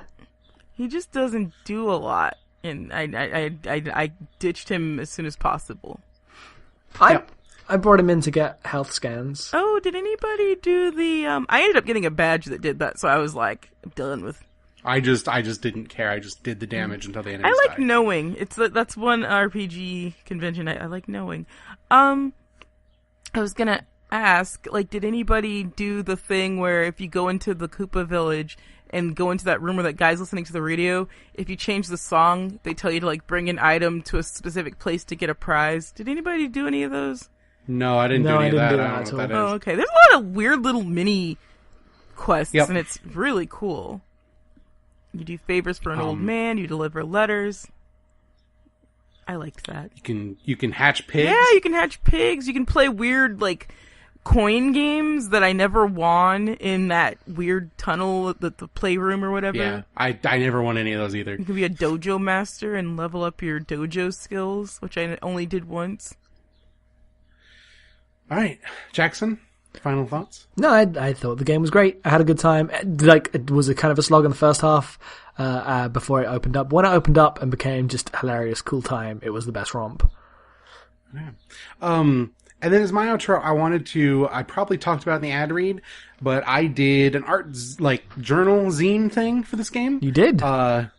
Because I played it really early, and I was like, I want to draw some Mario characters, and what I turned that into is a 25-page sketchbook of my journey through the game, which I'll put links on. You can find at Itch.io and Gumroad. It's free, but, if you kick a few dollars my way, I could buy some more art supplies or something. I don't know. One of those. Yeah. But please enjoy that as, the biggest supplemental thing I've done for one of these podcasts. It's really cool. It's really I'm cool. never doing it again. That was a lot of Really work. cool. Look forward to this with every game since. No, next. No. Every game hence, I guess. No. Is the Might be language. something special for the 2016 games. But nothing to this extent. Nope, this was a great cool thing. Also, Mario was the perfect choice for what to do this about as a thing to draw. Yeah, no, because all the stuff is really cute. All of the people of that world are really interesting, and the scenarios are ridiculous. You did some really clever stuff with your art. The Mario appearance is worth it just for that. There's only one Mario in that entire That's thing. pretty great. I guess you could have expanded and sold a fake Kazuma Kiryu / novel. Someday, when I play Yakuza 4 and 5. Yep. Yakuza 5 went out for pre-order. Yeah, I know. Pre-order Yakuza 5 now. I saw Get a that. free theme or something. You also get 15% off, so why wouldn't you? Shit, I got to pre-order that. Oh, it's only in America. Oh, if that doesn't come to Europe, I'm gonna be. Oh, I can use my American account. It's okay. That was the entire arc there in 2 seconds. You really went through a roller coaster of emotions, you poor darling. With that said, let's roll into the music and then get into our questions.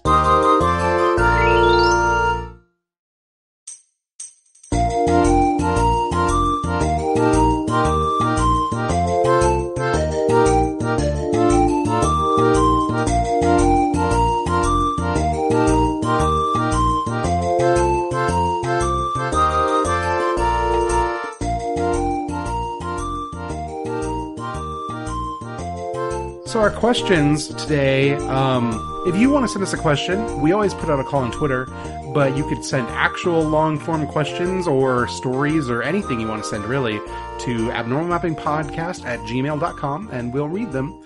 Or the first question... podcast@abnormalmapping.com. Oh, right. Podcast@abnormalmapping.com. That's very fancy, Jackson. I wasn't prepared. No, it redirects to the other one, but it sounds official and cool. I have 2 things I am. I have a question from Brogan Hackett at Bourbon Brick on Twitter. He asked, "Are you excited for the Little Dare Jam games? Will you be playing any?" And I wanted to talk about this in Jackson. I know you can't really speak to this because you're still a Sans computer. Oh, it's going to end soon. It's really weird for me because I like the idea of game jams, but I find I never follow them.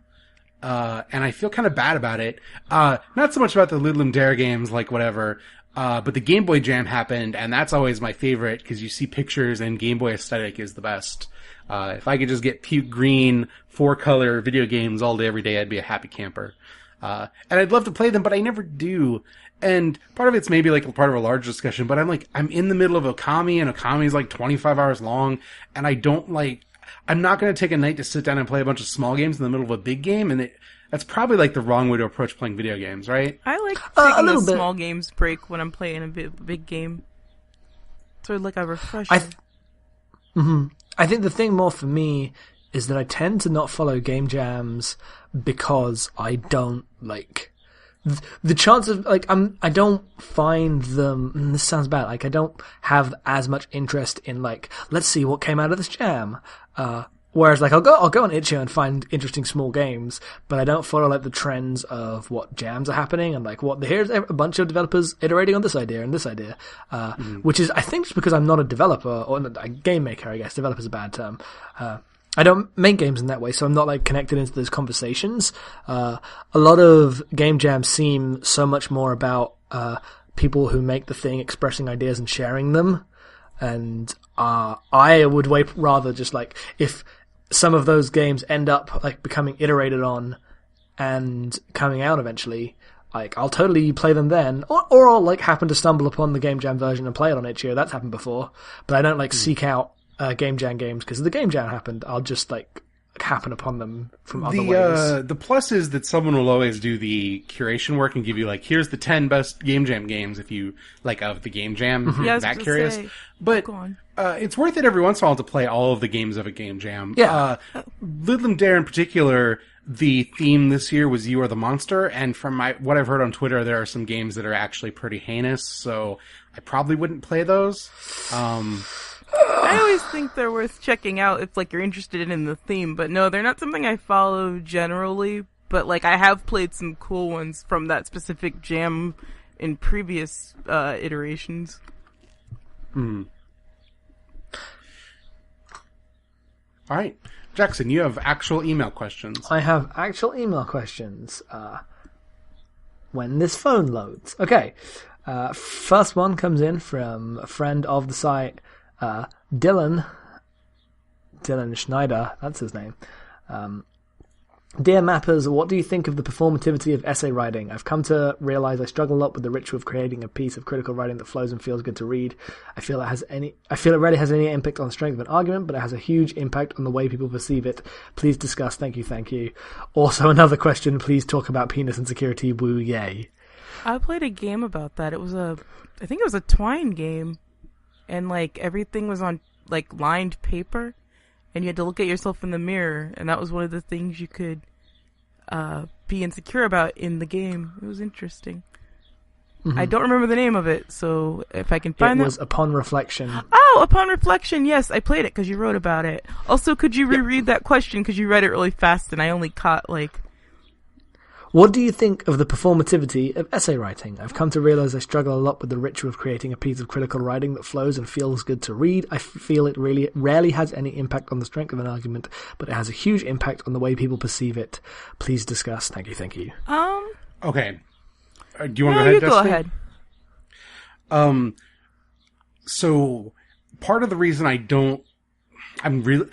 Like, I'll admit, one of my faults is I'm super dismissive of people who write essays about the topic du jour in games. Like, this is actually true of any field, but games in particular, because the topic du jour is always the same thing 6 weeks removed. But being part of a critical conversation only matters if the critical conversation is going anywhere, and in actuality, it's people spinning their tires in the same gestures of, like, if you have a critical stance, that's great. But I actually think that it is performative in that unless you're applying it to the actual act of criticism, like, it's cool to have these pie-in-the-sky ideas about critical theory, but I don't see that in the actual work as it applies to critiquing the games. And if you're not actually critiquing the games, then what are you writing criticism about when you're writing games criticism exactly? And all I think people really need to do is write smartly and earnestly about their subject, and if they do that, that'll carry the day, even if, like, the writing is not full of all of the jargon that the conversation has created as, like, this is the appropriate jargon. Like, it's amazing to me the words that have become, like, verboten in video games, like, oh, ludonarrative dissonance, you shouldn't say that. No, it's fine. Like, the thing that it depicts as a real thing that people can talk about and is worth discussion. Like, everyone hisses when you say, like, ludocentrism or whatever the term is today that means the exact same thing. But as long as everyone knows what you mean, you define your terms, just have an earnest reaction to something, and that's enough. So for me, as someone who writes more, but two, more importantly, gets far more anxious and about the way that writing is perceived, I have a little bit more, like, I feel like I understand what Dylan means a bit more, in that I don't think it's about like having to fit in with a critical conversation, and more just about like considering outside stuff too much when doing a bit of writing. Like it's like, okay, is this good? Like, am I coming across writing this way? Should I be approaching it in this way? Like, it does, a bit of it factors into, like, what is the current topic du jour and how should I be doing this? But that's not the only way of approaching something in a performative manner. It just, like, there is a sense of falseness when you present yourself through writing, and that will, like, always be the case. Like, you're always kind of editing yourself and editing your personality in a way as you put it into words. And I get that insecurity a lot when I write essays. I think that it should be less about topic du jour and more about having an opinion and wanting to like support it and be interesting, because that's the thing that's going to last, because all those essays about ludonarrative dissonance, like you're only going to remember a handful, you're not going to remember every single one, but everybody remembers like something that stood out to them personally that kind of went against the grain. Mm-hmm. I don't actually think, I don't know, how did we get to that, like... Yeah, I don't even know if that's what Dylan was talking about. I don't think Dylan was actually asking about... Well, the word performative, and that's why I thought maybe it was, like, thinking about your audience way too much, but also it's like, since we're not really connected to, like, capital GC games culture in that way, like, essay writing, you should just, don't overthink it. Like, if you really have something that you want to say, try your best to say it. Is that good answering? Yeah. I absolutely take performative to mean being part of that broader conversation. The fact that everyone feels the need to write about, like, nostalgia, like a couple weeks ago, strange. Or formalism earlier this year. What? Should I tell you the next question? Well, we're not done with Dylan yet. He had a part B. No, but the next question is entitled "Question on Nostalgia." Okay, great. But Destiny, unless you actually have opinions on this, I assume you can't really speak to penis insecurity. Well, no, like I said, I played upon reflection. I thought that it, like, you know, I'm a lady in a patriarchy, so I get general body insecurity. But that's a unique one, and it's nice to know that, like, you know, that's being explored in games. Nobody's writing books about it, right? He kind of just wanted our thoughts on it, about how it... Jackson, you want to go ahead? Oh, no? No. That's something that's kind of, like, pushed into society, and I don't get it. Well, I guess it's sort of like boob size, isn't it? Like, it's measured on your desirability, but no one actually... Like, it's impressed upon you that that's something that people are going to measure you by, but, like, no pun intended, but really it doesn't actually mean anything in the real world. It's really interesting to me, because I was always... I was introduced to the concept at the same time I was introduced to the idea that that's, like, this weird thing that guys feel that's ridiculous, because no one actually cares. Right, yeah, no one cares. And so I don't understand the two together, but... Also, like, I have body insecurities, but none of it have to do with that. And, like, that stems out of, like, other reasons. But, yeah, I don't, like, everyone talks about, like, dick measuring contests in, like, games a lot, or, like, as a way of, like, performative masculinity. Like, because basically penis insecurity is about, you know, the guy with the biggest dick, or, i.e., the most masculine is best. Oh, yeah. But none of us really buy into that culture that much anymore, so I don't know if we're the people to ask. Well, I have a thing to say about that, in that, like, so I have a lot of insecurity in that sense, but it also, like, intersects with gender feelings that I have, which I kind of wrote a little bit about in One Piece, but not that much. In the, like, you have this feeling... Like, and you look at your body and you're like, this body is bad and does not live up to the ideals it is. Like, you know, I feel fat and ugly and just all a bunch of things, and like the penis insecurity comes into it, and it's like, I do not live up to the ideal of this thing that I am supposed to be. But you also have, at least you also have, I also have in my head, like, this feeling that I don't, like, belong in the body I have. Like, I think it, like, matches up to my self-image in more than a way of, like like it's a gender thing. Like I don't actually feel like a guy, and I don't know how to like explore that that much. So I try to just not think about it. But the conflict that creates is me thinking, okay, I'm not masculine enough. Like I look at, down there and think that's not masculine enough to be masculine ideal, but I can't just change it and become an ideal of a different genre, gender. Body. Different genre I body. sing of the body genre. Yeah, but I still feel tied to it, and like I don't like I would like I have internalized awful feelings of gender, and that I don't feel like I would be legitimate in other genders with this stuff, even though I don't like hold that belief to anyone else. Like I don't actually believe that like bodies affect gender in any way, and that's like a completely personal thing. But the toxic values of a culture that does do that are still deeply ingrained in my brain and make it difficult for me. Like so, it's just a whole disaster, and I feel awful about it all the time. So it's like you don't buy into it logically, but emotionally you kind of feel it anyway. Yeah, because it's like, okay, I don't buy into it, but there's nothing else for me to buy into, so I don't know what to do. I feel trapped by it. Confused. Yeah. And I don't know, I feel really weird talking about gender stuff because for all intents and purposes, I'm just a white dude, so I don't actually have, like, I make it very clear to not, like speak to being anything else because I have so much privilege and everything. So I have the privilege and freedom to talk about this as an intellectual idea rather than like a awful violent reality of my life. So I feel weird even discussing it. But that's how that intersects with me in a bit of a long-winded, not very good way. But I hope that was interesting to a couple people.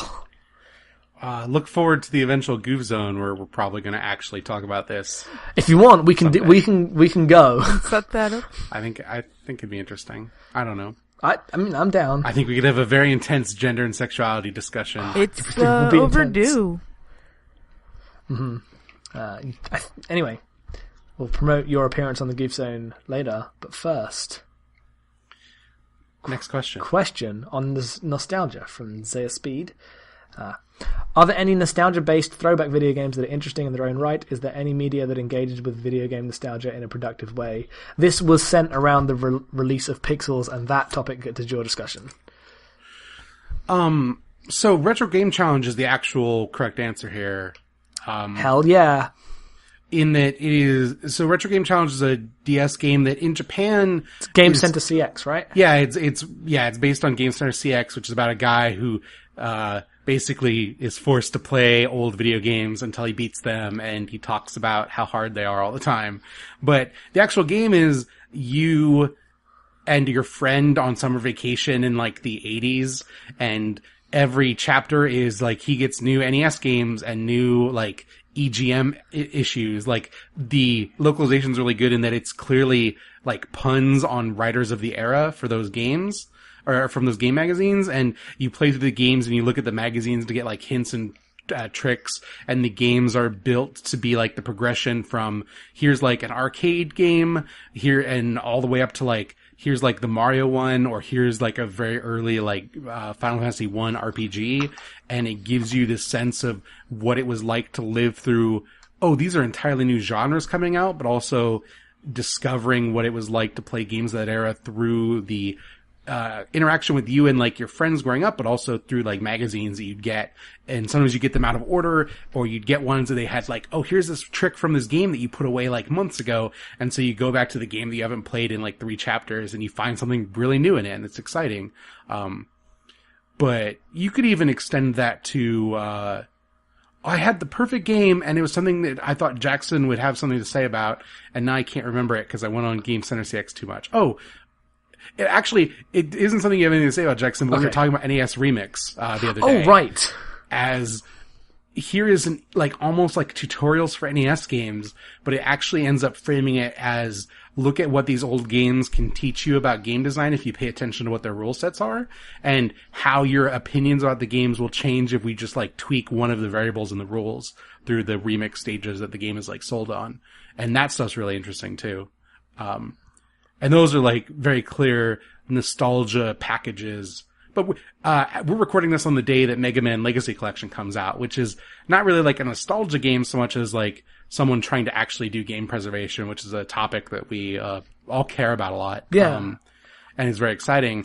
I would like to see more games try for actual nostalgia in like a constructive way, like those games. I feel like so often you get like the Matt Hazards of the world, which is not particularly interesting. Or even something like, now I can't think of that game. Bulletstorm? No, there was like that like Steam game, like that downloadable game where you start out as like... Fuck, the Evo Land.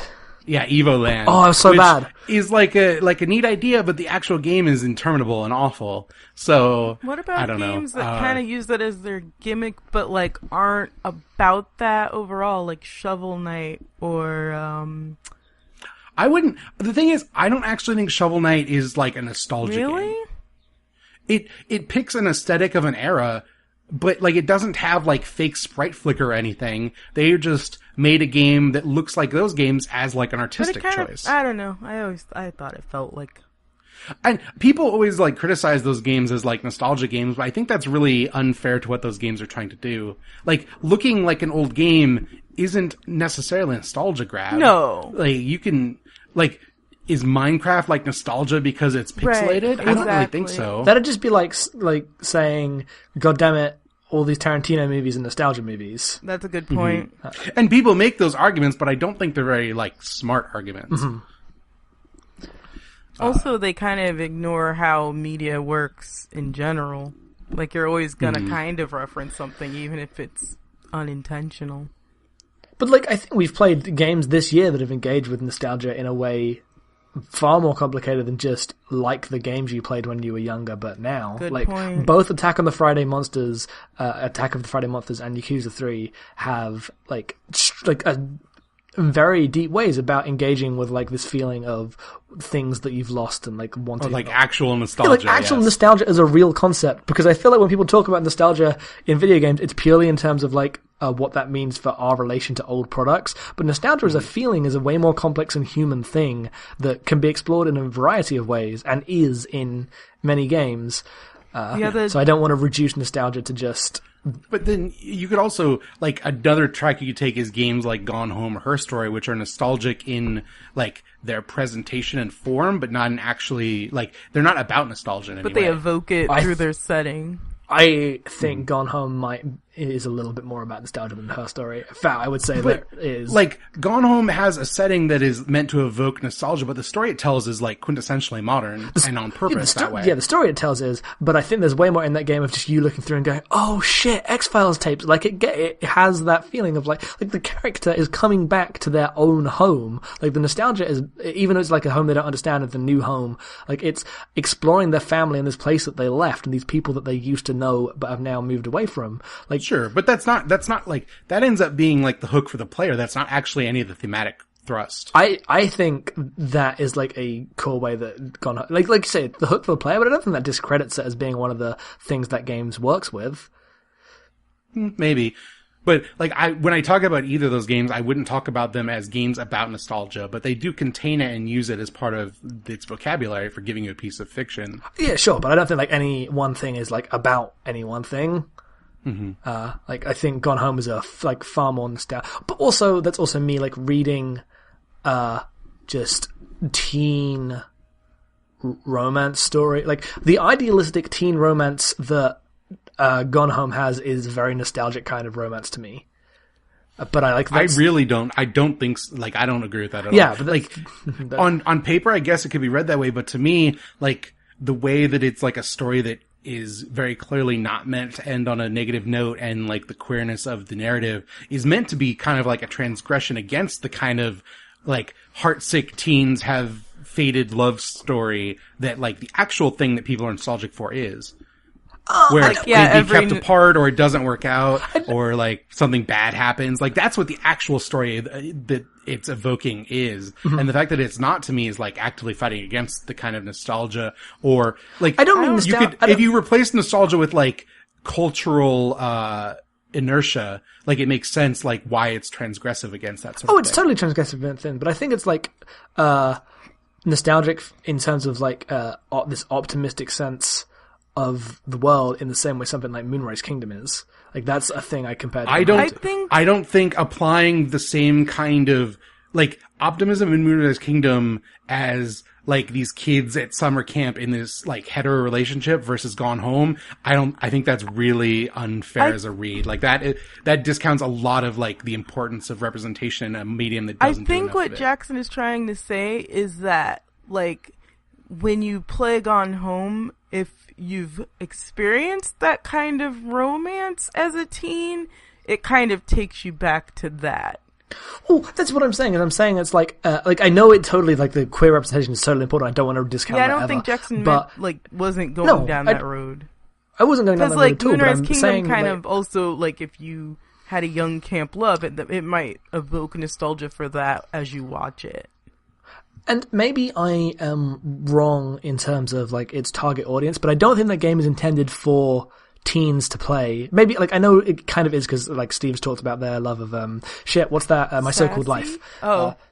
Well, that too. So, like, it does have that angle, but when it's, like, played by adults, it's totally about what it was like to be a teenager. It's like, I remember Trapper Keepers and mixtapes. I remember Trapper Keepers, and I remember this, and I remember when I would want to run away with someone because, like, I love them. But it's not like a universal thing. But I guess nostalgia is universal. Never mind. It's not a universal thing, but I do think that in the way that game presents itself to adults, and I'm not saying this is a criticism of the game, I just think that it's a facet of it, and I think it makes, like, I don't think it makes it less powerful. I don't think it, like, erases the queer narrative of it, but I do think it taps into nostalgia in its, like, adult players. Okay. Was there a part B to that question, or did we hit everything? The part B was just what pieces of media do you think engage with video game nostalgia in a productive way? It says, are there any nostalgia-based / throwback video games that are interesting in their own right? And I think you talked about that with, like, Shovel Knight. I thought they meant, like, media outside of video games, like Wreck-It Ralph. Oh, yeah. Wreck-It Ralph. Wreck-It Ralph is really good. In terms of, like, nostalgia criticism, I mean, that's kind of, we talked about great games as, like, a thing we wanted to do with that, but if you look at something like Retronauts or Crontendo or Jeremy Parish's Game Boy World videos, I think that's kind of like a nostalgic look that is using nostalgia as a framework for actual understanding of what used to be. Mm-hmm. And, like, hopefully Mario Maker is that. Like, we're waiting, very excited for Mario Maker. The 11th of September.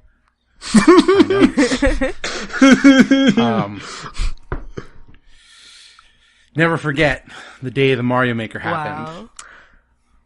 The day Luigi died. Okay, so I guess that's it. You know where to send us questions. If you don't, it's podcast@normalmapping.com. And they were singing bye that Green Mario Jackson, guy. Shut up.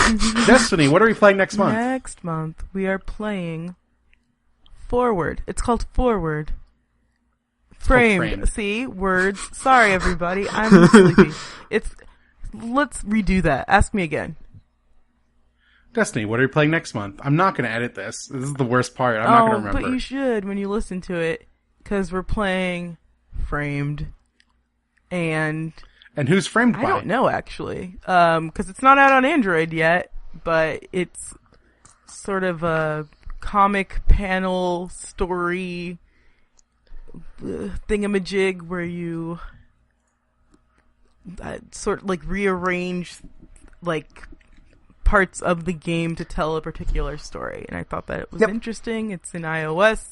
I have to wait for it to come out before we can start playing it, but so Framed is by Love Shack. It's by Love Shack. What's that? Yep. And most noteworthy was Hideo Kojima's favorite action game of this year. It's not an action game. Oh, really? See, I didn't know any of that. I didn't know if you were leading me to that. I'm like, I didn't know that. Tin Roof, Rusted. So that's what we're playing. That's very exciting. And where can everybody find you? Jackson, you go first. I am at Headfulsoff on Twitter. Headfulsoff.com is where you can find all the other stuff I do. I do Trash Back Ratio with these folk and Kyle Turner. And I do Goof Zone with Destiny Sturdivant. And the next episode going up that we haven't recorded yet is going to be with Matt as well. And we're going to be talking... Wait, what? Yeah, you're going to talking about learning. Show. You could have asked me first. I did, but that was like weeks ago and it got delayed. Okay.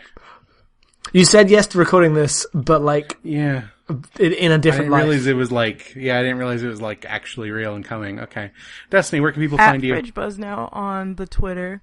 I'm also co-host of Badland Girls, badlandgirls.com, a junk culture conversation cast. We will be performing in Benson for First Friday, so if you're in Omaha, check us out.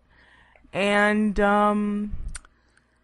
also, oh yeah, the podcasts that Jackson mentioned, Trash Back Ratio and Goof Zone. All right. Well, while Destiny goes off to bed, I guess, you can find us at abnormalmapping.com. Please rate and review us on iTunes. You can check out our YouTube videos. Jackson's still going through Zelda. It's a great time. He's going through Lego Star Wars, which is a hilarious time. And I'm playing Fallout New Vegas. You just go into YouTube, type in Abnormal Mapping, you'll get to those. Please check out my art zine thing. Come back next time. We're going to play video games and talk about them. Look It's going for to be our great. great games pieces. Go check out the Great Games pieces. Just tell your friends about the podcast. That's all I want. Out.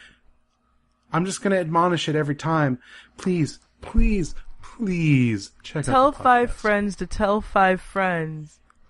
I did that joke last. Did you really? Like, the last real Okay, episode, yes. Send out a carrier pigeon. I don't know. That's not a joke. That's very serious. Mm-hmm. It's very. Drove the Cooper to the blooper, but the blooper was dry. That doesn't even make Okay, sense. everybody go home. We're done. Bye.